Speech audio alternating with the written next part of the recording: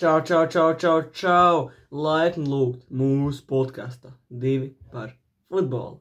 Es esmu Kristaps, un viņš ir... Es esmu Knuts, un šī būs mūsu jaunākā futbola epizode par futbolu. Un šodien mēs apskatīsim FK Meta. FS Meta, jā, dalību Latvijas virslīgā, viņus pēdējās spēles un viņu sniegumu šo sezonu.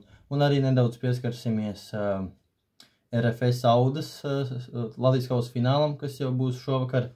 Arī būs, es domāju, ļoti interesanta, episka spēle. Latvijas kausa fināls kā nekā. Daudz ir gaidījuši šo spēli, Auda pret RFS. Būs, domāju, ļoti interesanti.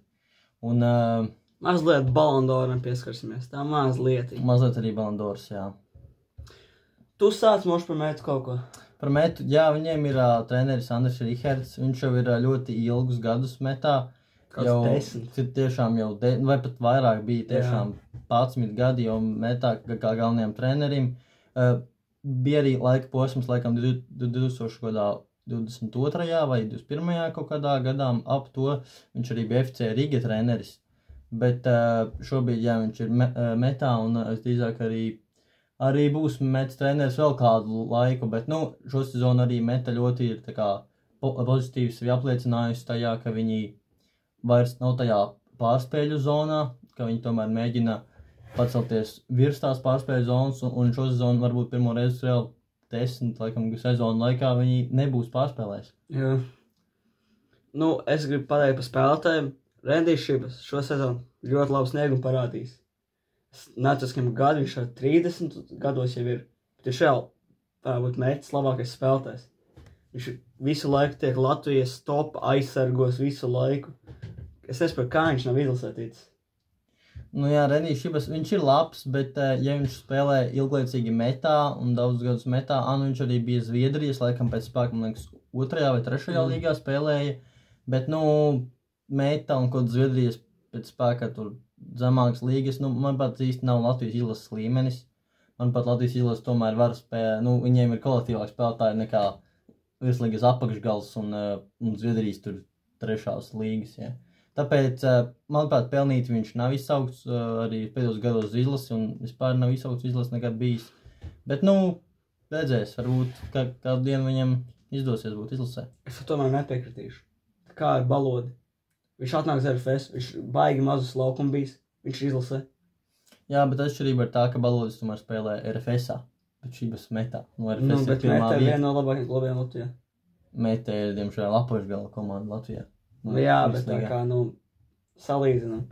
Labi, jā, var salīdzināt, bet Balodis ir kolektīvāks centra aizsargs. Un Šibasam vēl pozīcija, man liekas, aizsargs, tomēr daudz konkurenti, jā, ir Savaļnieks, ir Jurkovskis un vēl citi, kuri, ir labāki par Šibas tomēr. Tas ir, jā. Savaļnieks ir, man šeit, top Latvijas aizsargs. Jā, es piekritīšu. Ko mēs varam pieminēt? Vēl bija Metā ļoti daudz latviešu spēlē. Protams, ir arī ārzemnieki, Kāds 6 man šeit, kā ārzemnieki tur ir. Aptuveni, jā. Tur baigi maz ārzemnieki. Tur viens no virslīgas klubiem, kurš mazāk ārzemnieki. Tur visi latvieši, moči. Jā, tur ir maz ārzemnieku, bet tajā pašā laikā tie ārzemnieki arī ir diezgan kvalitatīvi, un līdz ar to arī rezultāts, viņiem ir, bet šā laikā tomēr par īsu, tomēr, ir īpaši tās spēles pret tādiem augšgala komandām, un tās Metai tiešām, nav tā, ka viņi baigi var aizķerties pret augšgala komandām. Bet pārsvarā viņi cenšas, un viņiem izdodas plus mīnus diezgan labas spēles. Jā, viņiem bija mačs pret RFS-u. Zaudēja, diemžēl, 2-1, bet golu trāpīja. Jā. Pret Eiropas līgas vārdsargu, kā mēs sakam, Ondoā. Jā. Gols bija arī muļķīgs diezgan, Ondoā tiešām, tur tādu kļūdu Eiropas līmenī, nedrīkst pieļaut. Gan jau necenšas. Brāmēts, pastāst, ka viņš spēlē Eiropas līgā, kā viņš virslīgā. Uzreiz savādāk viņš bija spēlē. Jā, arī fakts, jā. Virslīgā viņam tāds tā kā atslābums vairāk. Jā. Ir ar to arī viņš tā. Easy. Jā, ķipa easy. Viss būs chill, zin. Bet beigās neizrādās chill. Beigās nav chill. Jā, bet vienmēr ir chill. Bet vienmēr ir šī. Tāpēc, arī tā spēle, šī vakara spēle, Latvijas kausa fināls, skatieties. Kur rādīs, kur rādīs? Auda pret RFS rādīs, ja nemaldos, TV4, bet varbūt arī Latvijas televīzijā pa 7. kanālu, es īsti nezinu, bet, tie ir tādi... Kaut kur televizoru nostīties, nebūs speciāli jāmaksā. Jā, jāmaksā noteikti nebūs, būs Latvijas televīzija varēs noteikti nostīties. Viss sarunās, cik mēs zinām. Pa Ballon d'Oru. Rodri vinēja. Es tam tomēr nepiekritīšu. Es zinu, ka tu apsīdēsi. Bet Vinicius bija pelnījis. Viņam bija labāka sezona. Daudz labāk nekā Rodri. Jā, var piekrist, ka Viniciusam, viņš tā kā Champions League vinēja ar Real Madrid, bet, arī bija, protams, kaut kāda vārda, kaut kādas piespēles rezultīvās un tam līdzīgi, bet Copa America bija pagājuši gadu, viņš pagājuši sezonu. Kāpēc Martīnes neko? Kāpēc Martīnes neko neiedēja? Viņam arī Copa America. Labākais 8-0 vārdsargs. Viņš dabūja labākā vārdsarga balvu. Bet viņš nedabūja Ballon d'Or. Bet, manuprāt, viņam pat nevajadzēja dabūt labākā vārdsarga balvu, ja būsim godīgi pagājušā sezonu. Ko viņš izdarīja? Viņš ar Argentīnu uzvarēja Copa America. Okay. Tas gan. Bet ar Aston Villa, labi, viņi iekļuva Champions League, Premier League. Tas ir panākums. Tas pats, kas Messi dabūja 2022. gada. Tas pats, tikai dēļ pasaules kausa, brīd. Jā, dēļ pasaules kausa uzreiz viņu... Uzreiz vinēja Ballon d'Or, uzreiz labākais. Tā nav. Es domāju, tā nedrīkst notikt. Bet Rodri, manuprāt, tomēr ir pelnīt, jo viņš galā vinēja Eiropas čempionātu, ar Manchester City uzvarēja Premier League. Champions League'ā viņi ļoti labi spēlēja, bet piekāpās Real Madrid, bet, teiksim godīgi, tur Vinicius Juniors, viņš nebija tāds galvenais stārs Real Madridā pret City. Tur es pat teiktu, ka drīzāk Bellingams Real varēja dabūt. Viņš pat nebija top, kā nominants. Vai ne, jā.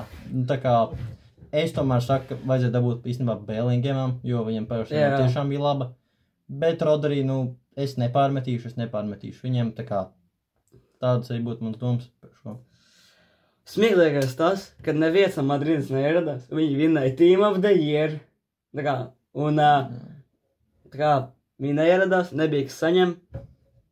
Ballon d'Or ir pelnījis to, kad viņam vajag bija, kas samainījos spēlētājs, bija kaut kā sliktas izvēles viņiem ir, es teikšu tā. Viņi cenšas, lai tur, ierodas visi labākie, tur Madrid bija tiešām Spīts ir labākais.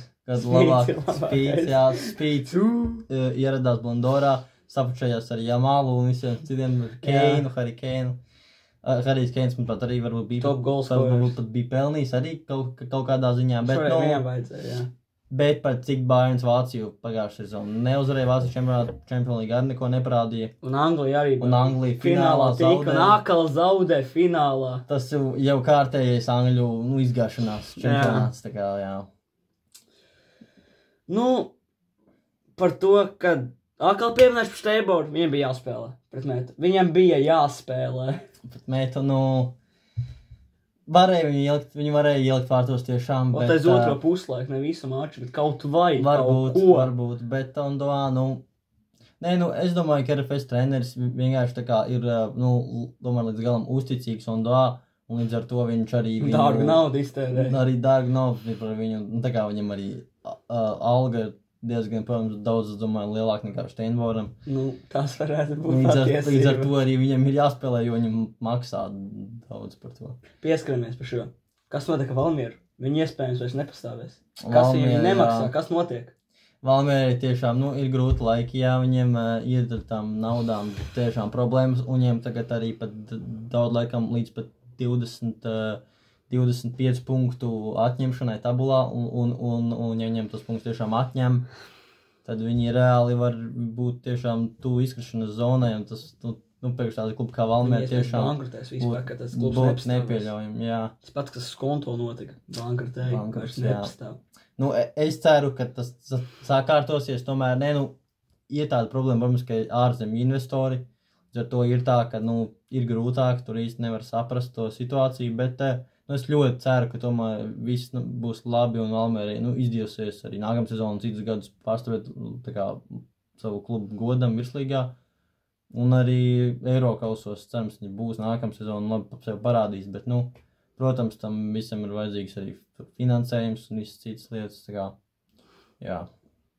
Ir vēl kaut kas, ko pieminēt? Nē, es domāju, būs diezgan noderīgs saturs, domāju, viss būs kārtībā. Bet šeit, ka mēs visu pieminējām, ko es gribētu dzirdēt, tā kā paldies, tas šodien arī būs viss. Jā, visu labu.